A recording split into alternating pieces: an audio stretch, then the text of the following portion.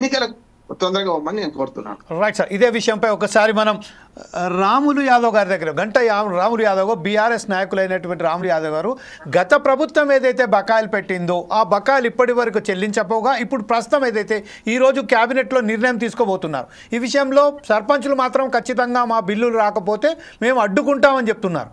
అయితే గత ప్రభుత్వం చేసింది కదా, మేము ఎట్లా ఇవ్వతాము, మరొకసారి బిల్స్ పెట్టుకోండి, మరొకసారి దాన్ని రెక్టిఫై చేసుకోండి అని ఇప్పుడున్న ప్రభుత్వం చెప్తుంది. దానికి కేవలం 153 కోట్ల రూపాయల బిల్లులు మాత్రమే ఇంతకుముందు చెల్లించడం చెప్తుంది. అది కూడా రూపాయి కూడా వాళ్ళకు ముట్టలేదని సర్పంచ్ చెప్తున్నారు. ఈ నేపథ్యంలో బీఆర్ఎస్ స్టాండ్ ఎట్లా పోతుంది? ఇంకో విషయం ప్రధానంగా మనం చెప్పినట్టు ఇప్పుడు బండారు రామ్మోహన్ గారు అలాగే ఆచార్య గారు చెప్పినట్టుగా ఒక ప్రాంతీయ పార్టీగా ప్రాంతీయంగానే అంటే తీసుకొని బీసీకి సంబంధించిన ఈ 42% రిజర్వేషన్ను ప్రాంతీయ పార్టీలు కూడా అమలు చేసుకుంటూ పోతే తనకు తాను పార్టీల వారీగా చేసుకుంటూ పోతే ఖచ్చితంగా వెళ్ళవచ్చు అంటున్నారు. అయితే ఈ విధంలో ఇంకొక అక్కడ కరిస్తే కప్ప కోపం ఇడిస్తే పాము కోపం అన్నట్టుగా ఇప్పుడు ప్రస్తుతం కాంగ్రెస్ పరిస్థితి ఉన్నది. ఈ విషయంపై మీరేమంటారండి?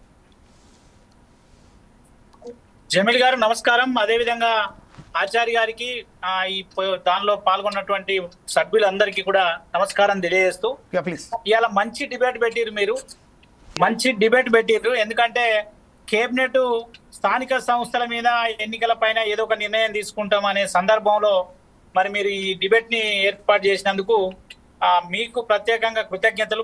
మరీ ప్రత్యేకంగా ముఖ్యంగా ఇందులో రాజకీయ పార్టీలు ఇంతకుముందు వెంకటరమణ చెప్పినట్టు వీళ్ళు ఇవన్నీ కూడా దాటవేయడానికి సంబంధించిన అంశాలండి జమీల్ గారు.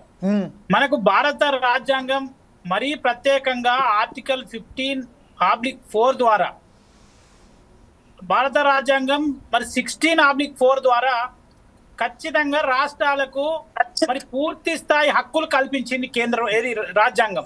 ఏమని ఎక్కడన్నా బీసీలకు రిజర్వేషన్ ఇవ్వాల్సి వస్తే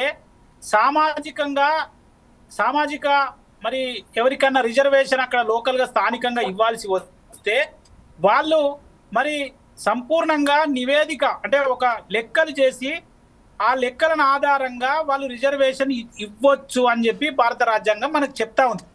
ఇప్పుడు ఆ అంశాన్ని పక్కకు పెడతామని వీళ్ళంతా ఇప్పుడు దానిలో భాగంగానే మరి లాస్ట్ టైం హైకోర్టు రాష్ట్ర ప్రభుత్వానికి చెప్తే ఈ కులగణన చేయడం జరిగింది. కులగణన కూడా ఏం చేసిండ్రు, మొదలు రాహుల్ గాంధీ గారు వచ్చి మేము కులగణన చేస్తామని మహారాష్ట్ర ఎన్నికలకు ముందు వచ్చి ఇక్కడ ప్రారంభిస్తే బీసీ కమిషన్ ద్వారా కులగణన స్టార్ట్ చేశారు.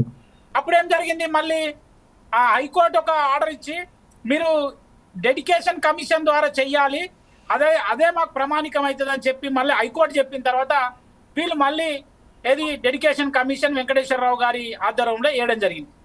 ఇప్పుడు ఇంతకుముందు ఆచార్య చెప్పినట్టు మీరు నిజంగా 42% ఇస్తానని చెప్పినప్పుడు మీరు ఏ విధంగా రాష్ట్ర ప్రభుత్వం ఇవ్వగలుగుతుందో అవన్నీ స్టడీ చేయకుండానే మీరు హామీ ఇచ్చిర్రా? అవన్నీ స్టడీ చేసిండ్రు కదా. రెండవది, ఇవాళ మీరు హైకోర్టు చెప్పిన తర్వాత రాజ్యాంగం ఆర్టికల్ 15(4) 16(4) మనకు హక్కులు ఉన్న తర్వాత మరి ఇలా డెడికేషన్ కమిషన్ తోటి మేము మోడల్ గా అంటే ఇండియాలో కులగణన చేస్తే మమ్మల్ని ఆదర్శంగా తీసుకునే విధంగా మేము చేసినామని చెప్తున్నటువంటి ప్రభుత్వం హైకోర్టుకి ఎందుకు చెప్తలేదు? మరి హైకోర్టుకు చెప్పి మాకు పూర్తి స్థాయి హక్కులు ఉన్నాయి, ఇక్కడ సామాజిక పరిస్థితులు, ఆర్థిక పరిస్థితులు, లేకపోతే కులాల యొక్క బీసీల యొక్క మరి సామాజిక రాజకీయంగా మేము ఇవ్వాల్సిన బాధ్యత మా మీద ఉంది. లెక్కలు 56% బీసీలు ఉన్నారు, వాళ్ళు రాజకీయంగా వెనుకబడి ఉన్నారని చెప్పి ఇవాళ 42% రిజర్వేషన్ ఇవ్వచ్చు. ఇప్పుడు తాను చెప్పినట్టు ఇంతకుముందు వెంకటరమణ చెప్పినట్టు ఏదో రామ్మోహన్ రావు గారు చెప్పినట్టు 50% క్యాప్ అని. అసలు ఆ క్యాప్ ని ఎవరు అడుగుతారండి? ఇప్పుడు సుప్రీంకోర్టు ఇచ్చిన ఆర్డర్లన్నీ రాష్ట్ర ప్రభుత్వం పాటిస్తుందా? పాటించట్లేదు కదా. మరి పాటించినప్పుడు ఇప్పుడు వీళ్ళే అంటే 50% సుప్రీంకోర్టు వద్దన్నది. మీరు సుప్రీంకోర్టు ఇచ్చిన ఆర్డర్లన్నీ రోజు అమలు చేసినట్టు ఈ రాష్ట్ర ప్రభుత్వం ఇలా ఆదేశాలను తూచా తప్పకుండా పాటించినటువంటి పరిస్థితులు ఇక్కడ ఈ రాష్ట్రాలలో ఉన్నాయా? న్యాయస్థానాల యొక్క ఆదేశాలను ఎవరైనా పాటిస్తున్నారా? మళ్ళీ స్వతంత్రంగా 273 రాజ్యాంగ సవరణ ద్వారా మనకు వచ్చినటువంటి 243(43)(O) ద్వారా తప్పకుండా మనం 42% రిజర్వేషన్ ఇవ్వచ్చు. మీరు గెజెట్ ఆర్డర్ ద్వారా మీరు ఇవ్వండి, ఎగ్జిక్యూటివ్ ఆర్డర్ ద్వారా మీరు 42% రిజర్వేషన్ ఇచ్చి ఎన్నికలకు పోండి. ఎవరు అడ్డం పోతారో కూడా తెలుస్తుంది కదా.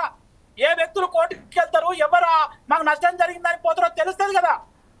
ఇలా అది పక్కకు పెట్టి 9th షెడ్యూల్లో చేర్చాలి, 9th షెడ్యూల్లో చేర్స్తేనే మనకి ఇది వస్తుంది. 9th షెడ్యూల్ కూడా రాదు. మీరు 2007లో సుప్రీంకోర్టు ఇచ్చినటువంటి ఆర్డర్ లో ఖచ్చితంగా 1973కు ముందున్న వాటి